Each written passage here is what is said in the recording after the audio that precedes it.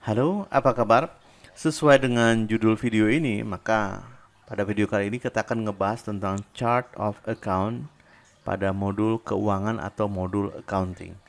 Dan supaya saya juga lebih mudah ngejelasin ke teman-teman tentang apa itu chart of account, kita langsung buka saja menunya. Di sini teman-teman bisa klik dari menu Master Data COA.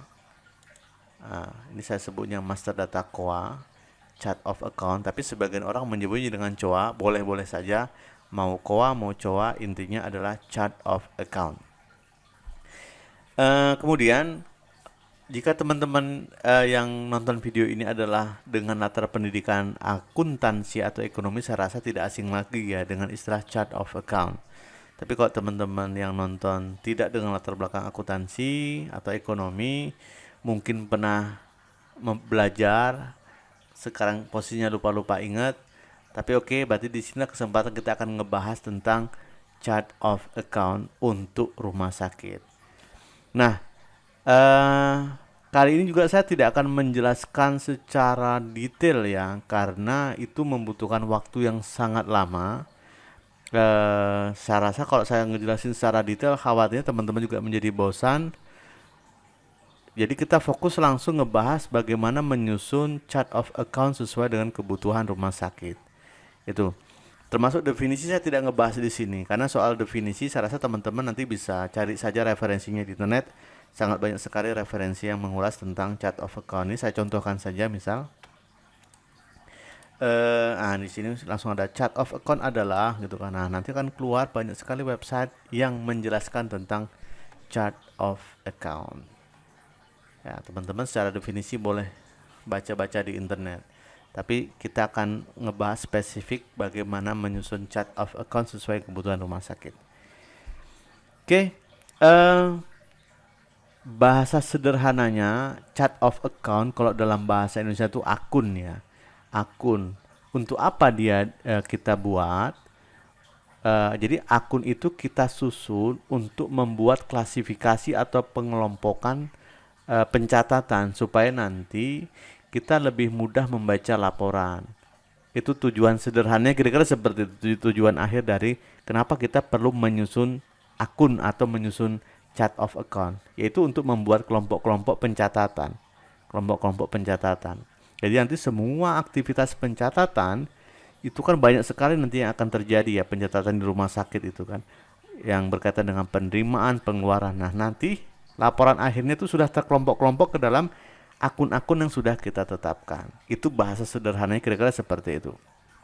Oke, selanjutnya saya akan menjelaskan minimal akun itu dikelompokkan menjadi 5. Apa saja? Jadi seminimal-minimalnya ya. Jadi akun itu dikelompokkan menjadi 5 kategori, yaitu kelompok harta atau aset, kelompok hutang atau liability, kelompok modal atau equity, kelompok pendapatan atau income, dan yang terakhir adalah kelompok biaya atau beban. Nah, mungkin kalau teman-teman tanya, apakah cuma 5? Tapi saya pernah melihat di tempat lain lebih banyak dari 5. Oh, boleh. Kalau disusun lebih dari 5 boleh gitu. Tapi seminimal-minimalnya ya 5 gitu. Jadi harus mencerminkan harta, harus mencerminkan hutang, harus mencerminkan modal, pendapatan, dan yang terakhir adalah biaya. Oke, seperti itu. Nah, sekarang kita bahas dari sisi harta. Oh ya, biar nggak bingung, lalu untuk apa sih tab semua? Tab semua ini sebenarnya disediakan untuk menampilkan semua daftar akun yang dari kelima kelompok ini. Ini semuanya ada di sini. Cuman kalau kita ingin melihat spesifik hanya kelompok akun kategori harta ya di sini. Kalau kategori hutang ya di sini. Ya ini cuma ini hutang gitu. Modal ini gitu. Income ini. Beban atau biaya ini. Oke, kita sekarang bahas soal kelompok akun aset. Akun aset di sini kalau kita lihat di bawahnya itu ada aset lancar dengan ini. Kemudian ada aset tetap.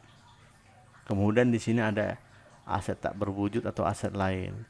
Nah, ini sebenarnya akun bawaan dari SIMRS ya. Apakah harus seperti ini? Tidak, bisa disusun versi lain. Tapi seminimal-minimalnya juga gitu kan, bahwa ini sudah mencerminkan kondisi untuk memenuhi transaksi di rumah sakit. Nah, di sini teman-teman perhatikan di bawah aset lancar ada bank. Kemudian di sini ada contoh, ada Bank BSI, Bank BNIS ya. Ini teman-teman bisa sesuaikan dengan kondisi di rumah sakit masing-masing. Misal, di rumah sakit tidak menggunakan Bank BSI, bank apa misal? Anggap saja ini sebagai contoh ya, misal Bank Mandiri. Sedangkan di sini kan tidak ada Bank Mandiri. Oh, nggak masalah, teman-teman bisa edit Bank BSI menjadi Bank Mandiri. Caranya bagaimana? Tinggal klik pada baris Bank BSI ini, lalu klik tombol edit. Nah, dari sini teman-teman tinggal ganti menjadi Mandiri misal. Oke. Nah, kemudian di bawahnya di sini ada nomor rekening. Nomor rekening di sini yang dimaksud bukan nomor rekening bank ya. Di sini kan ada dibuat keterangan diisi jika memiliki no account versi sendiri.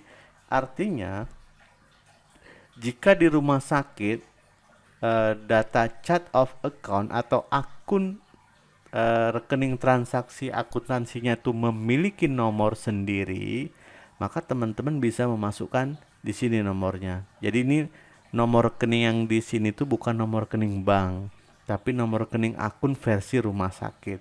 Tapi kalau rumah sakit ternyata tidak mempunyai nomor rekening khusus misal, atau ingin menggunakan nomor rekening dari SIM-RS juga nggak masalah, berarti kosongkan saja. Nah, kemudian di bagian bawah ada account cash. Di sini terchecklist. Kenapa terchecklist? Kapan saya harus checklist dan kapan saya tidak checklist? Ini teman-teman bisa baca di bagian bawah. Di sini ada keterangannya. Beri tanda cek atau contreng pada account cash apabila akun yang Anda buat adalah akun sebagai penampung uang atau dana, seperti akun nama bank, akun kas di tangan, dan lain-lain. Nah, sekarang Bank Mandiri ini apakah ini akun yang menampung uang? Iya, jika iya checklist.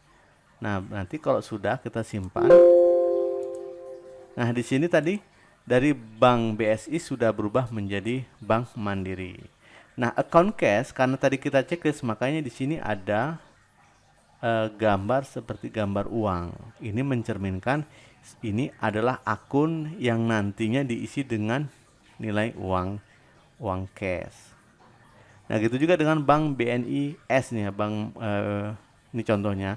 Kalau ternyata tidak sesuai juga dengan bank yang dimiliki rumah sakit, ya silahkan diedit. Atau kalau misalnya merasa rumah sakit cuma punya satu bank, berarti yang ini dihapus saja gitu, tinggal di delete. Tapi atau kebalikannya, misal, oh tapi di rumah sakit kami itu banknya banyak, misal ada 5 bank gitu, ya nggak masalah. Kalau banknya banyak tinggal ditambah misal gitu. Misal ada bank BCA misal. Tinggal klik di bank gitu kan. Tambah account. Tambahkan di sini misal bank BCA. Nah, seperti yang saya bilang tadi, karena bank BCA juga merupakan akun yang nantinya digunakan untuk menampung dana atau uang, kasih tanda cash. Account cash. Begitu kita simpan, di sini bilang sudah sukses disimpan, mau buat sub akun lagi, kalau memang buat yes, kalau tidak cukup no. Maka sudah masuk nama akun untuk bank BCA. Kira-kira seperti itu untuk menambahkan nama bank pada akun bank. Gitu juga dengan piutang. Di sini piutang sudah ada contoh bawaannya, sudah ada piutang untuk menggambarkan piutang BPJS, piutang asuransi, piutang pasien umum, piutang karyawan, dan piutang lainnya. Tapi kalau memang ini dianggap belum mewakili semua, kalau disesuaikan dengan akun yang sudah dimiliki rumah sakit ada perbedaan, ya tinggal disesuaikan.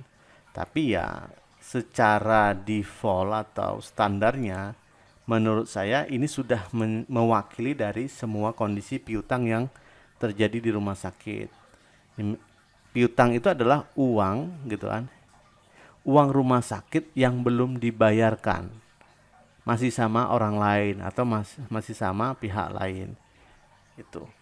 Nah, kemudian nih persediaan gitu juga di sini secara defaultnya atau bawaannya sudah ada pengelompokannya persediaan itu ke dalam persediaan obat-obatan, bahan baku, BMHP, Alkes, barang habis pakai atau ATK. Tapi kalau ternyata juga tidak sesuai, misal gitu kan, teman-teman mau menyesuaikan ya nggak masalah. Misal, oh tidak mau ada istilah nama akun persediaan ATK, ya silahkan dihapus. Atau namanya mau disesuaikan, ya silahkan diedit, kira-kira seperti itu. Nah, kemudian untuk hutang, di sini di kelompok hutang itu dibagi menjadi dua, hutang lancar dan hutang jangka panjang. Di hutang lancar di sini sudah dirinci ada akun untuk hutang dagang pembelian. Jadi di sini nanti digunakan untuk menampung informasi hutang yang timbul akibat belanja. Apakah itu belanja obat-obatan, BMHP, gitu kan, belanja aset. Jadi nanti tercerminnya di sini kalau belum terjadi pembayaran. Kemudian hutang gaji misal. Di sini sudah dibuat ada akun untuk membuat pengelompokan hutang gaji. Kemudian ada hutang jasa pelayanan, jasa medis. Kemudian hutang pihak ketiga. Di sini ada hutang pajak penjualan. Kemudian ada hutang pajak jasa, hutang pendapatan dibayar di muka. Kalau misal seperti yang saya jelaskan tadi belum sesuai, tinggal disesuaikan. Kalau ternyata ada kelompok hutang tertentu yang belum tergambar di sini, silahkan ditambahkan. Tapi sekedar saran dari saya, karena saya pernah membaca beberapa versi akun dari beberapa rumah sakit yang menurut saya itu kurang efektif. Apa itu? Ada sebagian teman-temannya yang menyusun akun hutang lancar ini langsung disebutkan nama vendornya. Nah, kalau menurut saya itu kurang efektif. Kenapa? Karena saya ngebayangin kalau kita punya vendor itu 100 vendor dan 100-nya kita misal pernah bertransaksi hutang, maka hutang lancar di sini akan dibuat 100 kali sebanyak vendor kita. Dan ini jelas sangat tidak efektif. Kenapa tidak efektif? Ya, terlalu banyak informasi yang tampil di sini. Nah, alasan kedua menurut saya, kalau semuanya dirinci hutang-hutang ini sesuai dengan nama vendor gitu, maka buat apa buku pembantu? Seharusnya karena kita punya istilahnya nanti laporan buku pembantu, hutang hanya induknya saja yang kita tulis atau kita daftarkan sebagai akun. Contoh di sini hutang dagang. Hutang dagang cukup satu. Kalaupun nanti muncul nilai hutang dagang kita ada misal 1 miliar. Dan kalau kita ingin mengetahui 1 miliar itu hutangnya kemana saja, itulah fungsi buku pembantu. Nanti kita akan tampilkan satu laporan buku pembantu yang merinci hutang yang 1 miliar itu kemana saja, di vendor apa saja. Kira-kira seperti itu. Jadi tidak perlu merinci vendor per vendor menjadi nama akun. Kira-kira seperti itu. Nah, kalau hutang jangka panjang, dari namanya sudah jelas ya. Jadi kalau rumah sakit punya kewajiban yang harus diselesaikan dalam waktu yang sangat panjang, misalnya gitu kan, ada kredit atau cicilan ke bank tertentu gitu kan, atau ke pihak leasing tertentu, maka bisa dirinci juga di sini. Jadi hutang adalah semua daftar akun yang menggambarkan posisi kewajiban rumah sakit. Kewajiban rumah sakit yang harus dibayarkan atau diselesaikan. Sedangkan harta, seperti yang saya jelaskan tadi, harta itu semua daftar akun yang mencerminkan atau menggambarkan kekuatan atau kekayaan rumah sakit. Oke, selanjutnya ke modal. Modal ini secara bawaan di sini disusun ada modal awal, kemudian ada modal dari hibah. Misal nanti rumah sakit ada menerima bantuan dalam bentuk bisa jadi dalam bentuk aset atau dalam bentuk lain yang itu bisa diakui sebagai modal. Di sini sudah ada akunnya. Kemudian di sini ada akun yang menggambarkan surplus atau defisit. Ini sebenarnya bahasa surplus atau defisit ini bahasa di pemerintahan ya. Kalau di bahasa swasta itu sering digunakan istilah laba ditahan. Kemudian Nah, di sini kan ada, makanya dibuat buka kurung ya. Nanti kalau nama ini nanti tinggal teman-teman sesuaikan dengan di rumah sakit. Nah, kemudian di sini ada akun yang sempat ada yang nanya ini. Ini ada akun historical balancing ini untuk apa gitu kan. Akun ini sengaja disiapkan oleh sistem, tujuannya untuk mengkoreksi apakah pencatatan jurnal nantinya seimbang atau tidak seimbang.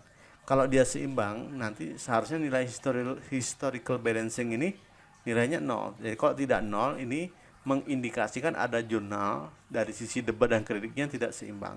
Tapi ini nanti dalam laporan neraca itu tidak tercetak, ini tidak akan muncul historical balancing. Ini hanya untuk digunakan oleh sistem sebagai parameter untuk melihat pencatatan jurnalnya nanti seimbang atau tidak seimbang. Ini secara default memang akan ada dan ini tidak bisa dihilangkan gitu kan. Karena kepentingannya seperti yang saya jelaskan tadi untuk mengukur sistem apakah ada jurnal yang dari sisi debat dan kreditnya tidak seimbang. Dan ini tidak akan tercetak di pelaporan. Kemudian pendapatan. Pendapatan ini untuk mencerminkan semua sumber-sumber yang mendatangkan pendapatan rumah sakit. Nah, di sini saya juga mau ngasih saran nih ke teman-teman rumah sakit. Saya pernah melihat daftar akun itu yang merinci poli per poli, instalasi per instalasi. Apakah itu salah? Jawabannya tidak salah gitu. Itu boleh-boleh saja, tapi menurut saya itu jadi kurang efektif gitu. Kalau semua sumber pendapatan itu dituangkan ke dalam akun menurut ruangan, nama-nama ruangan atau instalasi yang ada di rumah sakit, maka balik lagi pertanyaan saya, buat apa buku pembantu? Kalau semuanya dirinci, kira-kira seperti itu. Jadi idealnya pendapatan income itu secara garis besar saja disusun.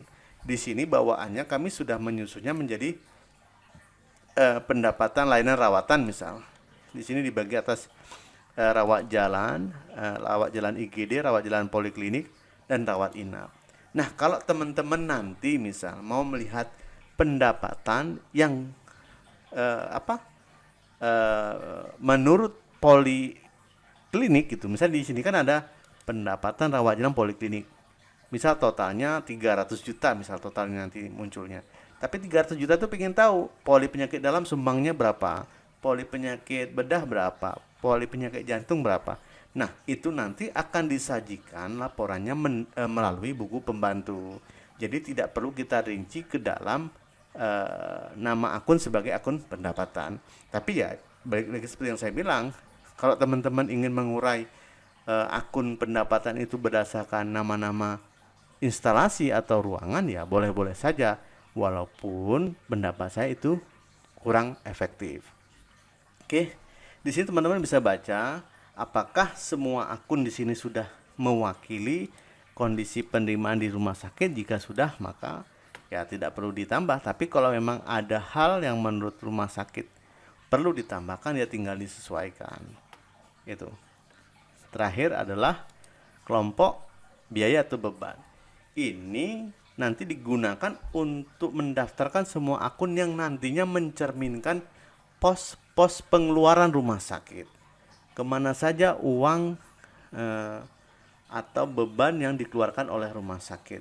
Beban akibat timbul pemakaian BMHP, atau ada biaya untuk operasional dan lain-lain. Semuanya sudah ada contohnya di sini. Balik lagi seperti yang saya bilang, kalau ternyata dari bawaan SIM-RS tidak sesuai dengan kebutuhan rumah sakit, ya tinggal disesuaikan saja. Kalau belum ada tinggal ditambahin, kalau merasa tidak perlu ya tinggal dihapus. Kalau namanya sudah ada tapi kurang pas, ya tinggal diedit, kira-kira seperti itu. Nah, ini penjelasan saya seputar chart of account. Nah, kalau merujuk dari bahasan awal, lalu seberapa pentingkah chart of account, maka saya katakan pada video kali ini, maka chart of account itu hukumnya wajib. Kenapa? Karena kalau cerita saat ini kita kan ngebahas modul akuntansi atau modul keuangan. Modul keuangan, hasil akhirnya itu ada nanti hasil akhir dari modul keuangan adalah ada laporan dalam bentuk laporan neraca, misal laporan laba rugi, laporan arus kas, laporan perubahan modal dan lain-lain. Nah, semua laporan itu dihasilkan dari akun-akun ini, dari chart of account ini gitu. Karena tanpa ini maka kita nggak akan bisa menyajikan laporan neraca, nggak bisa, laporan laba rugi tidak bisa, laporan arus kas tidak bisa. Semuanya itu bersumber dari sini. Itu sebabnya saya sampaikan idealnya sebelum melakukan pencatatan yang lain, pendataan barang, pendataan tarif, idealnya chart of account ini sudah clear duluan, sudah fix duluan. Kenapa? Karena saat ini sudah fix, waktu kita nanti ngedaftarin nama-nama barang atau obat atau BMHP, waktu kita menyusun tarif, semuanya nanti akan kita linkkan dengan akun-akun ini. Supaya nanti sistem otomatis tahu pada saat itu terjadi transaksi, dia harus memposting kemana pendapatan itu, atau memposting kemana pengeluaran itu, atau memposting kemana pemakaian itu. Kira-kira seperti itu. Nah, ini seputar chart of account. Kalau kira-kira penjelasan di video ini dianggap belum jelas, belum clear, masih ada perlu hal yang teman-teman ingin tanyakan, silahkan teman-teman bisa tanya di kolom komentar atau bertanya langsung ke grup. Nanti kita akan bahas di sana lebih detail. Karena seperti yang saya jelaskan tadi, kalau saya bahas dalam satu video ini, itu jelas kayaknya kurang efektif ya. Pasti akan sangat lama dan justru saya khawatirnya akan bosan nanti juga. Bosan bahkan membingungkan. Jadi ini gambaran sekilas tentang menu master chart of account gitu kan, yang ada di SimRS ClickMedic.